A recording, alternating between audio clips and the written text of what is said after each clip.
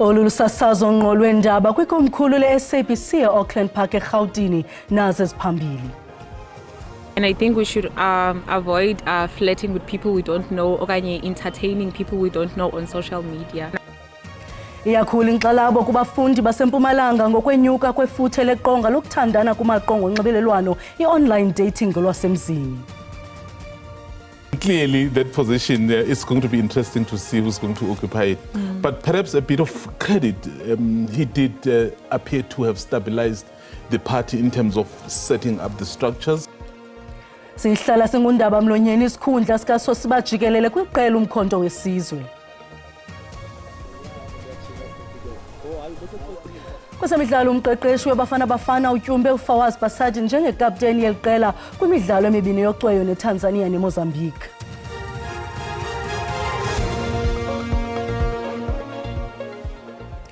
Molweni makhaya khongozelana uvimbe sinilungiselele wona ngokuhlwanje.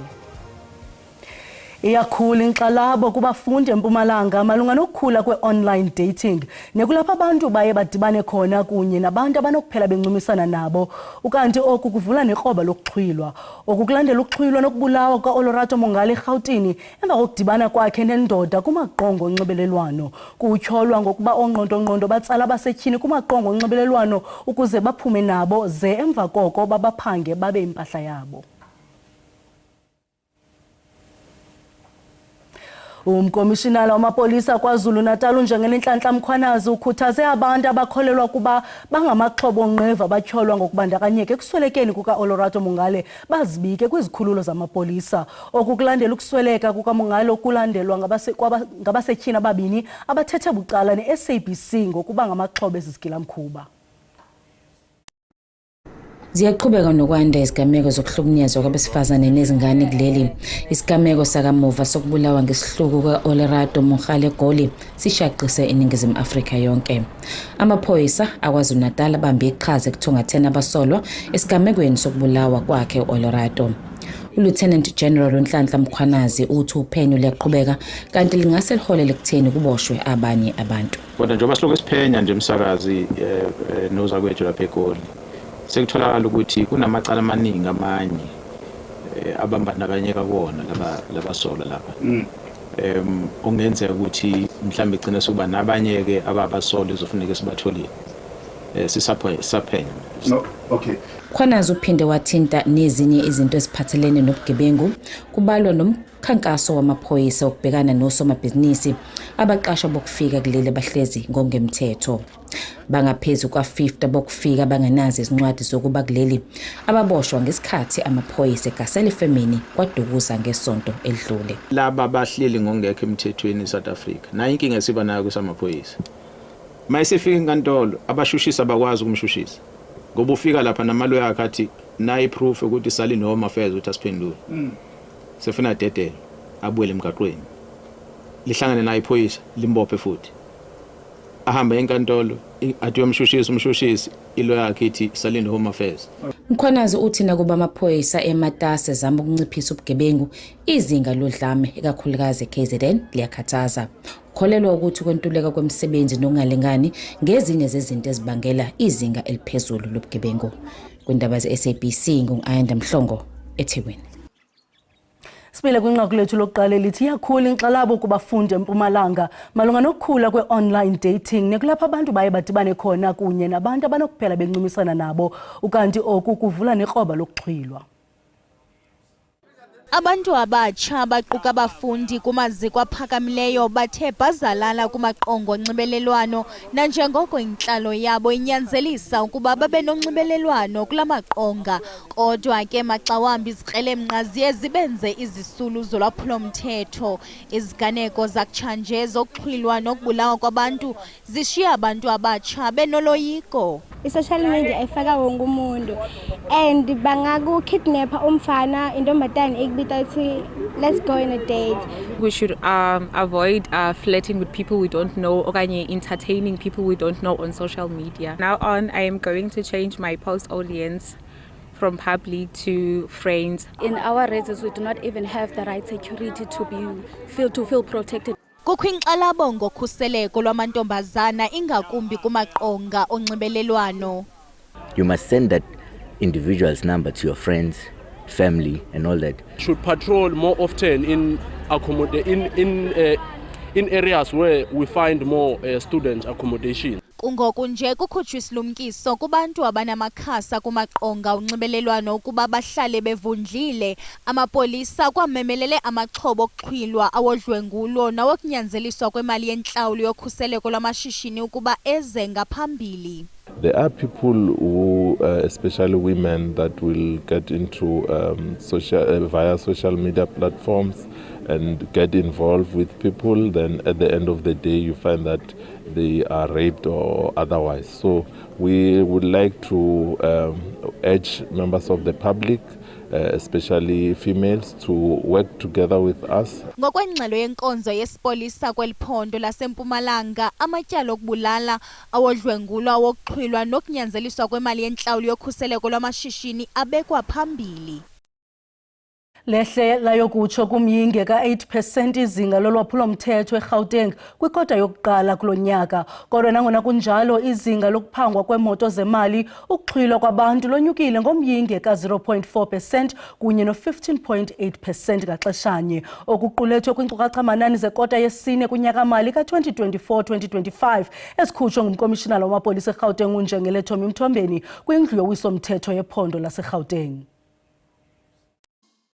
Ethula umbiko wezobugebengu ekomidini elibhekele ukuphepha komphakathi uMthombeni uthi-ke zehlile izibalo zobugebengu esifundazweni. Crime statistics in Gauteng has moved towards downward trend as we made progress in a fight against crime by recording a 7.9% decrease. Umkhuzi wamaphoyisa esifundazweni eGauteng uthi ukhathazekile kodwa ngokwenyuka kwezibalo zamanye amacala abucayi. Murder was reduced by 10.8%, Honorable Chairperson and members. Usihlalo wekomiti uDokotela uBandile Masuku uthi-ke kuyabonakala ukuthi kubhekwe iphi manje. We are satisfied with the decline that we have been observing over the last 4 or 5 quarters. When we've been analyzing the crime stats. But there are some of the crime categories that are still remaining stubbornly high and which they are of great concern. Igama lami nguCalvin wakwaDludla endabeni ze-SABC ngibika ngiseGoli. Elinqaku lilandelayo liquka imifanekiso amanyukunyezi nenokuphazamisa abo banenhliziyo ezibuthathaka. Ivele ngokufutshane kwinkundla yaseKabokweni eMpumalanga indoda eneminyaka engama-30 phantsi kwezithyolo zokubulala udade wayo. Lo mtyholo ubanjwe ngoLwesibini emva kokuba evumile ukuba wambulala udade wakhe. Uye wakhokhela amapolisa kwikhaya labo nalapho wawungcwaba khona umzimba de walolatha ingcwaba ebelingekho nzulu nalapho kugrunjwe khona afunyanwa amathambo kadade wakhe. Ukuduka kukaSibongile Nkosi kunyaka ophelileyo kubonakala ngokungathi kusonjululwe. Ubhuti wakhe nobanjwe ngoLwesibini kule veki kutyholwa ngelithi uye wavuma ukuba wambulala. We learn from him that after he dug that hole to keep the sister in, he failed to close everything properly. He decided to cut the body into pieces and put it inside there and close it and cemented the place and close it on top so that nobody can see what had happened in that position. Usapho luthi lusabambe ungezantsi kwaye lufuna impendulo. Akafuni vele nokusibona siyithuna lomfana lolandzela mina. Ngithi vele noma kwendekele scene uthi bangasfonele ababita amaphoyisa before thina sifika. Akafuni ukusibona. Umfana lokhulu uright because kwanyalo nami ngitibutha ukuthi yini emphushe agcine nje into leso. Qiniso latiwa ngebobo yithu. Kwesibaqhithane njani. Uluntu lwasekuhlaleni nalo luthi luyaqala ukuyibona kele. Unyaka wonke uphelile uloku uyasijikajika nathi asathi nje simphakazi baningi kabi labala benabo bebambutha because sibongile bekumuntu webantu kunyamalala kwakhe vele abantu kubente banaka nabo ukuthi sibongile kanzi uyephi. Usagcinwe luvalelweni kwaye elityala limiselwe umhla we-14 ku-August nanjengoko amapolisa esaqhuba nophando.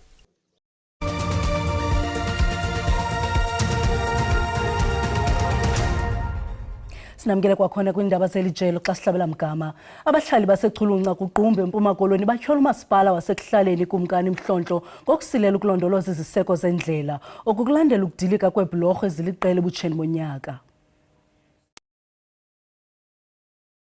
Inceda iilali eziliqela kwaye kube lula ukufikelela ezikolweni kunye nasemisebenzini. Sele kulithuba imane imoshakala ishiye uluntu lungakwazi ukuwela. Elakhi nje uba kube kunyaka engadiliki ngawo kodwa kulonyaka idilike kabini uba ndikhumbula kakuhle idilikile ngoMarch zama izinto zonke ngci. Ngothwe igqitye ukukhiwa ekuphileni konyaka ophelileyo kodwa nayo sele imoshakele. Benzisa siqale ekuphileni kukaNovemba yonakala ngoMarch 2025. Iindlela nezinye iibhlorho ezincinci zikwimeko yemaxongo. Ukanti umasipala weKumkani Mhlonhlo kunye nesebe lezothutho bathi bazama ukuqubisana noku. Lamabutho ethu ke ukuba ayokuhoyana nale yesithathu neyokugqibela engekalungi. Abahlali bathetha into yiyo xa besithi soloko sikhukhuliseka ngamanzi. Igqiza ebelisuka kwaWard 16, Ward 22 noWard 23 luye lwanentethathethwano nosodolophu kunye nomthunywa wesithili kwisebe lezendlela nothutho malunga nesicwangciso sokwakha ibhlorho. Uluntu lumemelela kungenelelo olukhawulezileyo kuba oku kuchaphazela izithuthi nanjengoko iinkonzo zikude noluntu. Ndingulwandile Mbulali kuqumbu. Akasekho emhlabeni owayesakuba ngumongameli waseZambia uGqirha Edgar Lungu usweleke efumana unyango olukhethekileyo kweli loMzantsi Afrika. Uswelekele kwisibhedlele iMediclinic Medforum ePitoli. Wayengumongameli waseZambia phakathi kuka-2016 no-2021. uGqirha Edgar Lungu walibona ilanga ngomhla we-11 kweyeNkanga Novemba 1956 kwaye waba ngumongameli wesithandathu waseZambia. Wangena kwitroni yolawulo isigaba esiphelele ngo-2016 esoyisa wayeyinkokheli ephikisayo uMnumzana Hadiende Hichilema ngelo xesha. Ngaphambi kokuba ngumongameli wayengumphathiswa wezobulungisa nowezokhuselo phantsi kweqela lakhe iPatriotic Front. Usapho lwakhe luyantywizisa kukutshaba kwakhe. It is with a very heavy heart that we have received the sad news of the passing on of our beloved 6th Republican President of the Republic of Zambia, Dr. Edgar Chagwa Lungu. We believed and prayed that Dr. Lungu will go through his medical checkups and indeed his operations if need be and return to Zambia. But God Almighty knew why this did not happen. Amalungiselelo enkonzo yomngcwabo okavakaliswa ngurhulumente waseZambia. From what it was. Ukanti umongameli Cyril Ramaphosa uvakalise amazwi ovelwano kubantu baseZambia ngokusweleka kukaGqirha Lungu. Isikhundla sikanobhala jikelele we-MK Party ngumba uChisibunzi ngokufanayo nangaphambili uFloyd Shivambu naye ususiwe esikhundleni emva kokuba wathatha kuGqirha Sifiso Maseko. Sukela ukusekwa kwayo kwezinyanga zili-18 zidlulileyo iMK Party ibe nonobhala jikelele abane okunokubonwa njengokungabikho kozinzo kweliqela. Iintlaba zahlukane zangaphakathi kwanokubonwa njengongazinzi kombutho kuthe gqolo ukombatha iMK Party kwidabelo ezikhundla. Unobhala jikelele uqala wayo uSihle Ngubane wabamba esisikhundla inyanga ezine. Walandelwa nguArthur Zwane ohleli inyanga yanye. Yangumaseko obambe inyanga ezine phambi kokulahla. Shivambu uqhube ngaphaya kwenyanga ezintandathu kwesisikhundla. Ke akabona ngasonye noDuduzile Zuma Sambudla nabanye abaphembelele kuguzulwa kwakhe.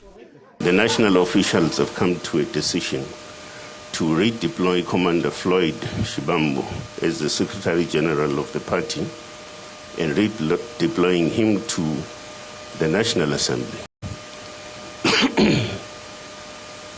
Excuse me. We believe that his redeployment will strengthen the MK Party caucus as the official opposition, as Commander Floyd Shivambu carries a wealth of experience as a former member of parliament. Ngoku lo mbutho kumele uxoze mphiniwumbi ukuvala esisikhundla sibalulekileyo. Isithethi sawo Nhlamulo Ndlela, uPhumlani Mfeka noBonkani Baloyi, umququzeleli kazwelonke, babonwa njengabanokuthathisa njengentsika yombutho. The position of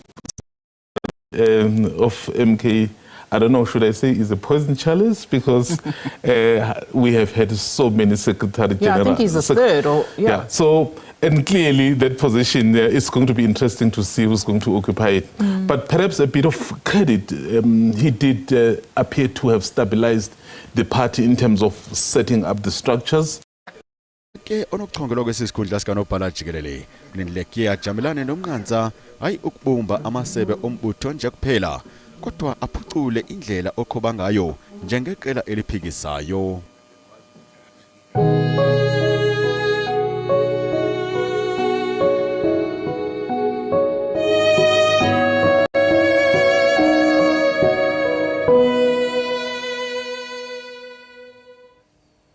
Kubanjwe inkonzo yesikhumbuzo yomdlali weqongo uPresley Chwediyagai obesaziwa njengoKobrizzi namhlanje ePitoli. Uluntu abahlobo nosapho bahlanganisene eState Theatre nalapho italente yakhe uPresley yaqala yaqatshelwa khona, bemncoma ngokubalasela kwemidlalo abengumlinganiswa kuyo nangokukhuthaza uthotho lwabasaze ngobuso kwelicandelo.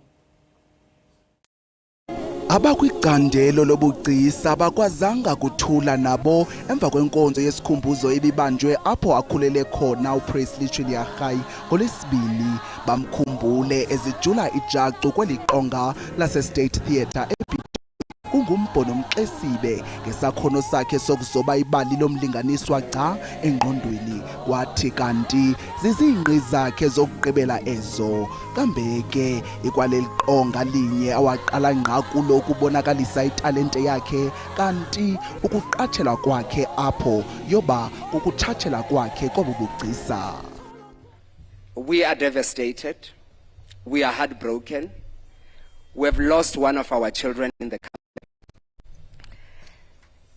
And in gratitude and in love, we will learn to accept that the curtain has finally come down to the greatest actor that has ever lived. Lenkwenkwezi bineminyaka engama-40 yalibeka naphesheya kwelwandle igama loMzantsi Afrika njengomlinganiswa ophambili kumdlalo kaTsotsi owathi wajize ngewonga le-Oscar. Ubalasele nakwimidlalo eyahlukeneyo, inamba, izamazama nakuThe River nalapho ebegqame njengeqhula lomlinganiswa uCobra. He gave Tsotsi his soul. The Oscar that I was privileged to collect on behalf of not awarded to me as the director. It was awarded to our film, and no one gave themselves more than Presley. He carried the heart of the film. Kananjalo usapho luzityande igila ngelithi kusika amajini beshwe nguChwediyagai, kunjalo nje bohlala bemkhumbula ngesimilo sakhe ebesiyokozela iziqhamo zothando. Ukanti ke kulomgqibelo uzayo kwakube kubanjwe inkonzo yesingcwabo kaChwediyagai ePitoli. Ukhanyiso lalenkwenkwezi eqaqambe ngokwahlukileyo alisayi kucima kwicandelo lobugcisa de kuxhamle nesizayo isizukulwana.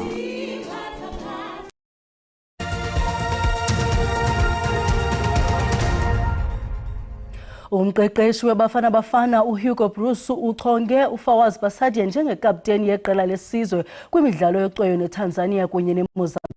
iBafana iza kuqubisana neTanzania ngokuhlokwa ngomso phambi kokwamkela iMozambique ngolwesibini Mokaba Stadium ePolokwane eLimpopo. Iqela elinkangeleko intsha leBafana Bafana liza kudlala imidlalo yokuqala emibini ukuqala ngokuhlokwa ngoTanzania. I have to say that Fawaz will tomorrow be our captain. And that's also the reason why he's here today. At the other side, I'm very happy with what I saw in the past days of this new and young group of players. Captain Nchacha ilonwabele elicham. uBruce uyalithemba iqela lakhe elime ngabadlali abatsha. And on the pitch, on the trainings, she who's aware of the opportunity they got now to play with the national team. And who knows also that yes, the opportunity they got now that they have to try to grab it with the two hands. And therefore, again, the motivation I see on training, I'm looking forward to the game of tomorrow. Sele ekumawaka asixhenxe amatikiti athengisweyo phambi kongquzulwano lwangomso.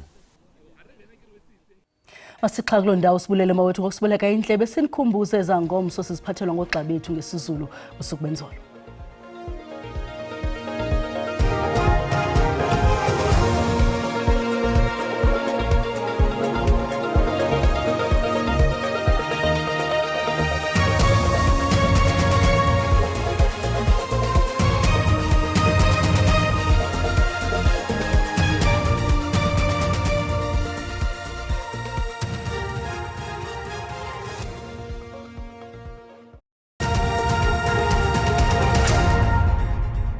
Butani mawethu ngicela sikhongozele nalo uqikelelo lomozulu masiqale ke ngokuhlwanje nalapho sibona 30% wamathuba emvula ozokhatshwa ke zindudumo qala phaya Appington kwehlela eMpuma Koloni kuyakuthi Lesotho kanti ke zintshizane esithe ezilindelekileyo kwindawo ezigudlunxeme lapha KwaZulu Natal konyukela eMpumalanga kuyaqhina ePolokwane ngomso ke mbukeli siyabona into balithehwelele ngamafu phaya kwimimandla esentshona futhi kukhona nomsinga womoya obandayo ochwechwela umzantsi ntshona welizwe dala ke zantshizane esithe phaya entshona Koloni zisikhatshwa ke zindudumo ezamvula ezilindelekileyo pha kwendawo ezisembindini welizwe futhi ke lithehwelele ngamafu ubukhulu becala ubongozwa ke mbukeli into buqaphele kaloku umoya oya kube ubhudla ngamandla ngokuhlwanje phaya konxemela KwaZulu Natal ngomso ke la moya ubhudla ngamandla ulindeleke phaya entshona Koloni maqondo okutshisa phansi wona sibonisa into abanoko thanda ubanda kwindawo ezininzi zelizwe siyabona amaqondo -2 phaya eSutherland kodwa kaphinda athathise ngo-11 degrees